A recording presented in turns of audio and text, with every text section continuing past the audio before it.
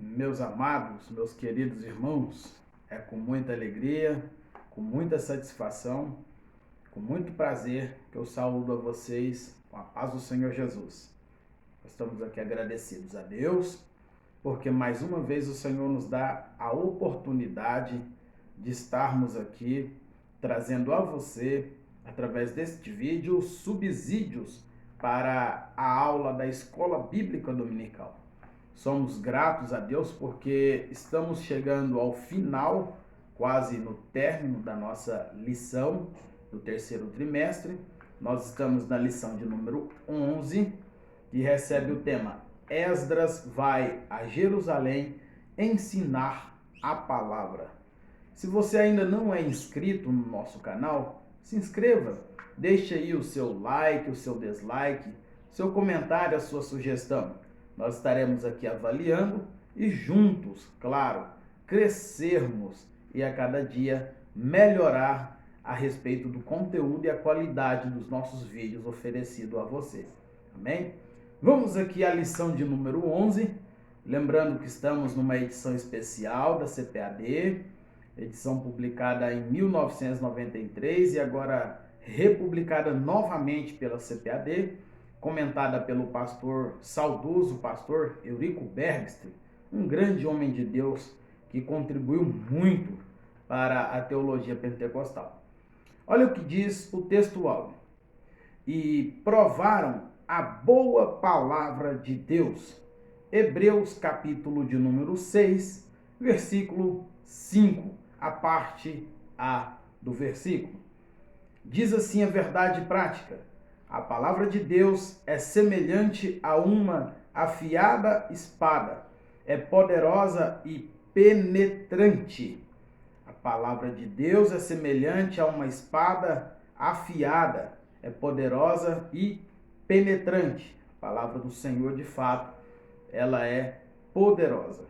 E nós vamos aqui estudar, na lição de hoje, a importância do ensinamento da palavra de Deus para os tempos de Neemias, através da instrumentalidade de Deus na vida de Esdras, e nós vamos fazer um panorama também, comparando aos nossos dias, os dias atuais a qual vivemos. O texto, a leitura bíblica em classe, está registrada em Esdras, capítulo 8, versículo 1 ao versículo 12. Se você quiser acompanhar na sua revista ou na sua Bíblia, fique à vontade. Nós não vamos fazer a leitura para não criarmos aqui enfado a ninguém. Diz assim a introdução: o grande valor do ensino da palavra de Deus é o assunto dessa lição. Veremos como o governo da Pérsia enviou Esdras a Jerusalém a fim de verificar se a vida eclesiástica dos judeus estava conforme a lei de Deus.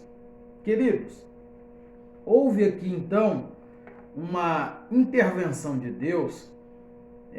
Nós vamos aqui atribuir a Deus essa dignidade, essa honra, porque de fato nós vemos agora uma nação ímpia, uma nação pagã, enviando a Jerusalém uma comissão de homens, juntamente com Esdras, para averiguar o nível, a qualidade de vida espiritual que os judeus que já estavam em Jerusalém estavam tendo com Deus, o nível de relacionamento deles para com Deus.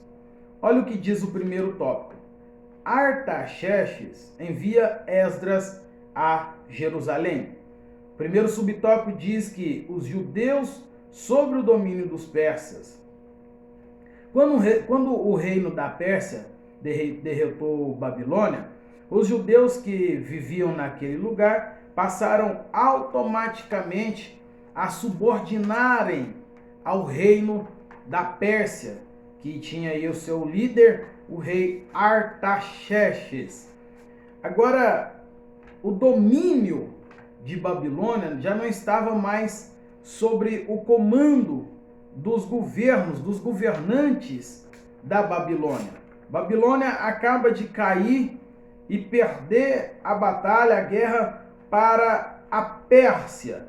E agora o reino persa, liderado por Artaxerxes, será um reino usado, ou seja, será um líder, um rei usado por Deus para beneficiar os judeus. Olha o que diz o segundo subtópico. Esdras é enviado a Jerusalém para ensinar a lei de Deus.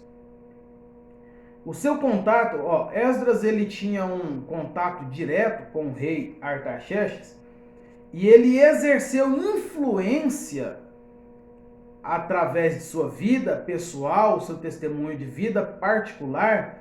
Ele exerceu influência para que o rei agora persa, o rei Artaxerxes, viesse a dar uma palavra para que Esdras fosse a Jerusalém para ensinar a lei, a palavra, a Torá, a lei de Deus. Então agora nós vamos ter uma lição com Esdras, é de que às vezes as nossas palavras podem até convencer alguém. Às vezes a nossa oratória, a nossa técnica linguística, as nossas habilidades de expressão, de conseguir colocar uma palavra encaixada junto com a outra, e aí então sair uma bela exposição, pode até convencer alguém. Mas o nosso testemunho é que vai arrastar uma grande quantidade de pessoas. Não adianta nós falarmos bonito, termos uma eloquência, termos uma boa oratória, sabermos nos expressar, sendo que a nossa vida, a nossa prática de vida não consegue de fato arrastar para perto de nós as pessoas que ainda não conhecem a Deus. Não é o caso de Esdras. Esdras é um praticante assíduo. Nós vamos entender que Esdras, ele possuía uma grande capacidade em Deus intelectual. Havia um conhecimento vasto da parte de Deus na vida de Esdras. Olha o que diz o subtópico 3. A importante carta que o rei enviou com Esdras. Agora, Esdras, quando ele vai retornar a Jerusalém, aliás, quando ele vai a Jerusalém, ele leva consigo uma carta. Essa carta é o que daria legalidade para a sua comissão, juntamente com ele, transitar até chegar em Jerusalém. E agora na carta fala que qualquer judeu poderia ir junto com Esdras, se quisesse, claro. Todo e qualquer judeu que desejasse ir a Jerusalém poderia ir com Esdras, fazendo companhia. E aqueles que fossem com Esdras para Jerusalém, os tópicos A, B, C, D e E, vai dizer que essas pessoas seriam sustentadas pelo rei, sustentada pelo tesouro nacional. Eles poderiam levar ouro, prata. Todos aqueles que desejassem ir para Jerusalém, eles podiam ir. Eles podiam levar os vasos sagrados que ainda não tinham sido levados para Jerusalém, aqueles que ainda estavam ficando lá. Eles não seriam cobrados impostos, os servidores do templo. E agora também é dado a Esdras a legalidade de eleger líderes em Jerusalém, juízes que fossem trabalhar a vida eclesiástica daquele povo. Então agora essa carta ela é fundamental, dando legalidade para o comissionado de Esdras ao retornar a Jerusalém. Vamos ver o que diz o segundo tópico. Esdras ensina a palavra ao povo. Isso daqui eu preciso frisar, irmãos. Não está escrito no subtópico que Esdras ensina sobre a palavra ao povo. Está escrito que Esdras ensina a palavra ao povo. Nós vamos ver que existe uma diferença. Vamos trabalhar isso agora nesse segundo tópico. O primeiro subtópico do tópico 2 diz: Esdras sai da Babilônia e vai para Jerusalém. Conforme foi dada aqui a legalidade de Artaxerxes liberando ele com o seu comissionado, dando a ilegalidade a ele, através de uma carta liberada pelo rei Artaxerxes, ele vai em direção a Jerusalém e ele recusa que fosse junto com eles uma escolta, fazendo aí a sua segurança. Ele preferiu depender de Deus para ir até Jerusalém, juntamente com seus amigos, seus companheiros, seus compatriotas. Agora o segundo subtópico fala sobre o encontro de Esdras com Neemias. Quando Esdras chegou a Jerusalém, encontrou Neemias, o qual vinha sendo líder espiritual dos judeus. Posto a partir da situação, Neemias uniu-se a Esdras na tarefa a qual ele tinha sido enviado. Esdras não vai a Jerusalém a passeio. Esdras não vai a Jerusalém para fazer turismo. Esdras não vai a Jerusalém para matar a saudade que havia dos seus compatriotas, dos seus irmãos, do seu povo, da sua família, da sua parentela. Esdras vai comissionado de uma responsabilidade de ensinar a palavra de Deus. E agora, quando acontece o ensinamento lá no terceiro subtópico, Esdras ensina a palavra. Eles promovem a festa dos tabernáculos e reúne todo o povo para estar festejando. E agora, nessa aglomeração, ele traz o ensinamento da palavra de Deus, não o ensinamento sobre a palavra de Deus. Olha só o que diz o nosso pastor comentarista, saudoso pastor Eurico Bernstein. A lei de Deus foi lida ao povo desde da alva até ao meio-dia. Foi construído um púlpito de madeira para que Esdras viesse a trazer a ministração, ou seja, trazer o ensinamento da palavra de Deus ao coração dos nossos irmãos que estavam em Jerusalém, o povo judeu. E agora ele, nessa incumbência de trazer o ensinamento, ele pega a Torá, ou seja, ele pega a lei de Deus e lê essa lei para que o povo voltasse a sua consciência para a palavra de Deus e para os seus preceitos. Olha o que diz o tópico 4. O ensino foi maravilhoso. O povo, ao ouvir a leitura, começou a chorar e a lamentar-se. Eu quero aqui fazer uma ponderação e uma contextualização relacionada ao que nós acabamos de ler. O povo, ao ouvir a leitura da palavra de Deus, começou a chorar e a lamentar-se pela condição a qual eles estavam, depois de tudo o que haviam vivido com Deus, no cativeiro, no exílio, né? E agora eles lamentam.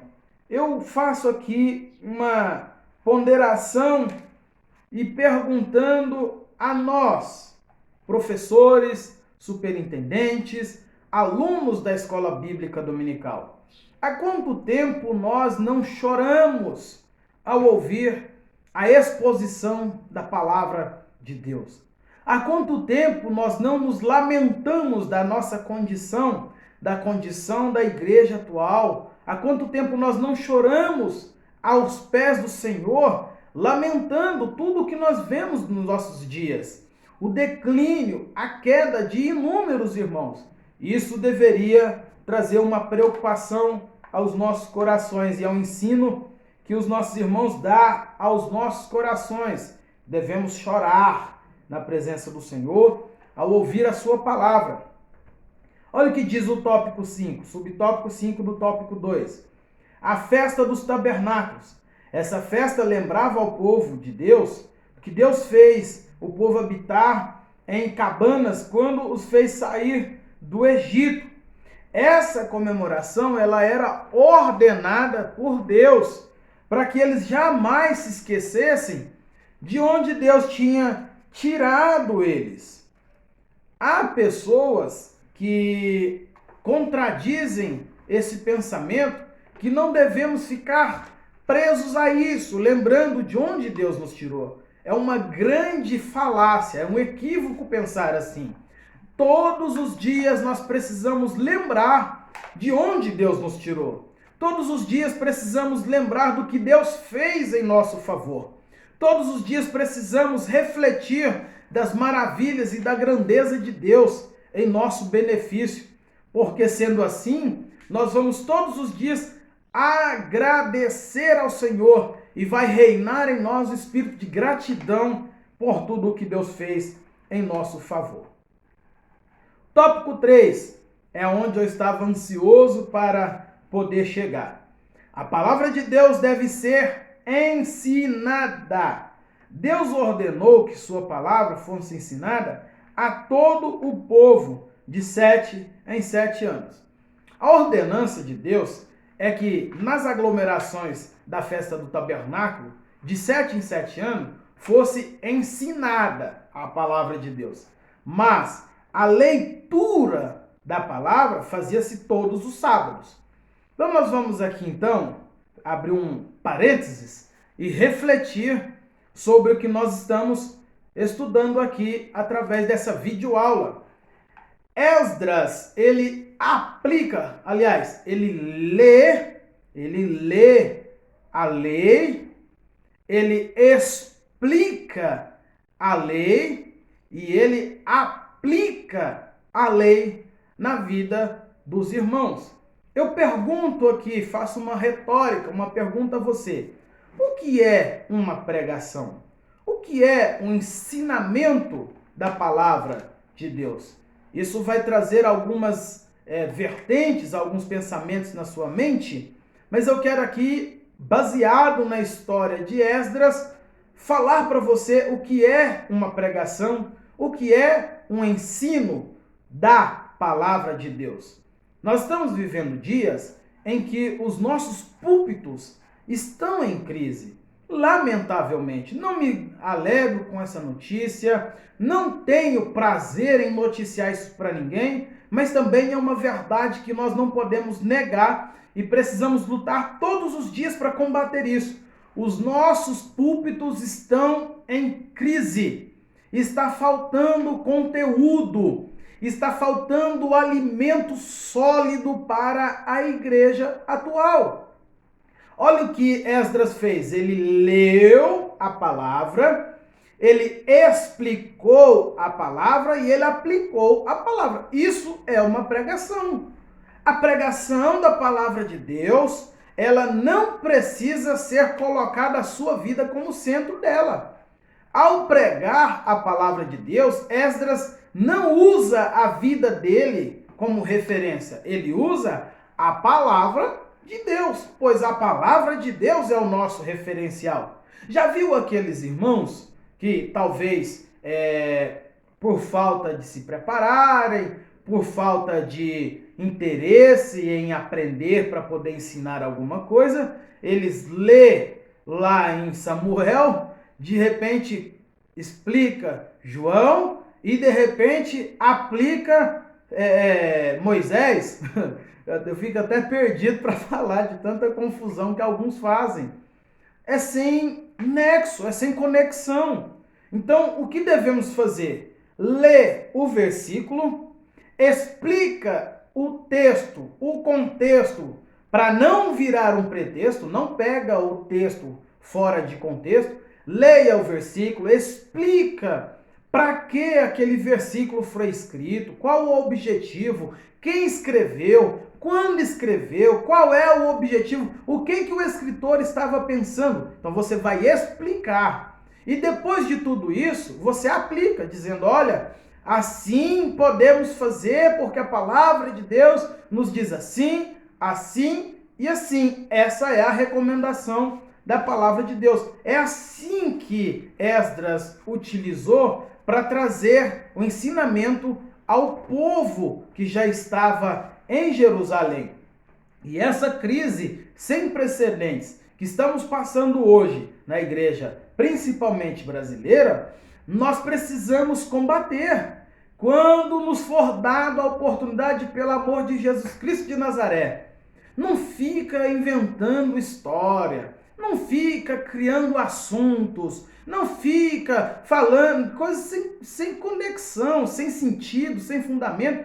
Leia, se prepare, estude, busque no Senhor, leia dicionário, pesquise o significado das palavras, leia comentários bíblicos, leia aí palavras-chave, porque assim o Senhor te dará graça e você será honrado por Deus na exposição da palavra de Deus. E Deus conta com você nessa responsabilidade. Lembrando, não é pregar sobre a palavra. Muitos estão pregando sobre a palavra. Leia o versículo, de repente começa a falar da filosofia, de repente aplica sociologia, psicologia no meio da pregação, e aí vira aquele emaranhado. Olha, a palavra de Deus, quanto mais pura, mais vigor ela vai dar para a igreja.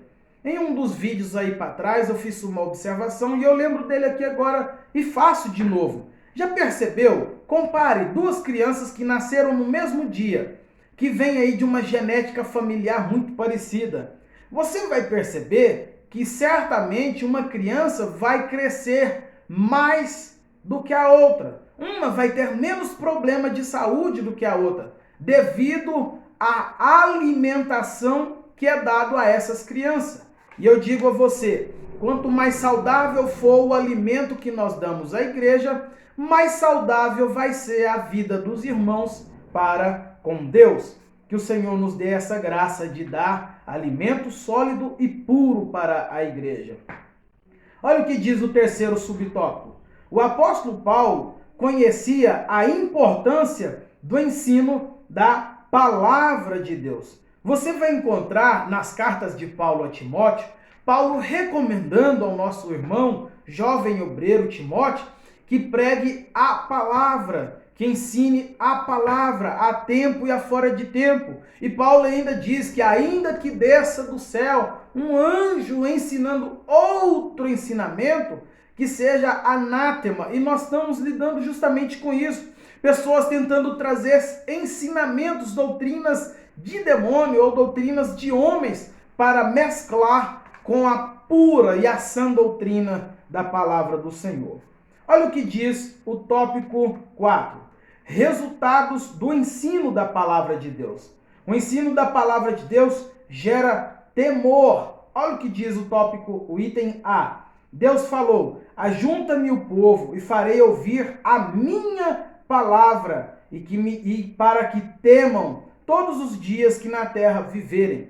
Está faltando temor na vida dos irmãos. Sabe por quê? Porque está faltando exposição da palavra do Senhor. A exposição da palavra do Senhor vai gerar temor nas nossas vidas, vai gerar santidade, vai gerar responsabilidade, vai gerar amor pelo próximo, vai gerar uma vida assídua na palavra do Senhor. Olha o que diz o tópico B. Pelo amor de Deus, o crente se aparta do mal e se desvia do mal e aborrece o mau caminho. Quando nós somos advertidos através da exposição da palavra, nós criamos em nós a mente de Cristo. E agora nós passamos todos os dias a fugir do mal ou da aparência do mal. Olha o que diz o item C. Como resultado do ensino da lei, nos dias de Esdras, o povo confessou os seus pecados. Sabe por que não está sendo confessado pecados mais? Porque está faltando a exposição da palavra do Senhor. Está faltando a pregação genuína do evangelho puro, sem mesclagem, sem adicionais, porque isso vai enfraquecendo o evangelho e acaba ficando um leite fraco, que não traz vida aos irmãos.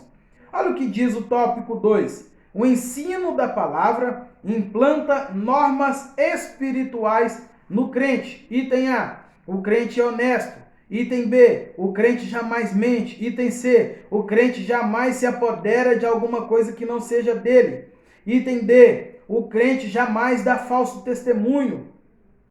Olha só, isso tudo pelo ensino da palavra do Senhor. Nós somos honestos, nós não mentimos, nós não nos apoderamos do que não é nosso e nós levamos uma vida reta de santidade na presença do Senhor. Tudo por causa da exposição da palavra. Olha o que diz o terceiro item. O ensino da palavra dá conhecimento. Daniel, ele disse que o povo que conhece ao seu Deus se torna um povo forte. Que o Senhor, nesses últimos dias da igreja sobre a terra, venha nos dar graça de ensinar os nossos irmãos para nos tornar um povo forte, um povo firme nas suas convicções, nos seus propósitos e nos seus ideais. Amém? Eu quero aqui agradecer a você que esteve aqui nos acompanhando nesse vídeo, que o nosso Deus possa te abençoar, sua casa e sua família, e nos dar graça de prosseguirmos adiante no alvo que é Cristo Jesus, tá bom? Grande abraço, Deus abençoe sua vida, fique na paz do Senhor. Um abraço do irmão Caio César.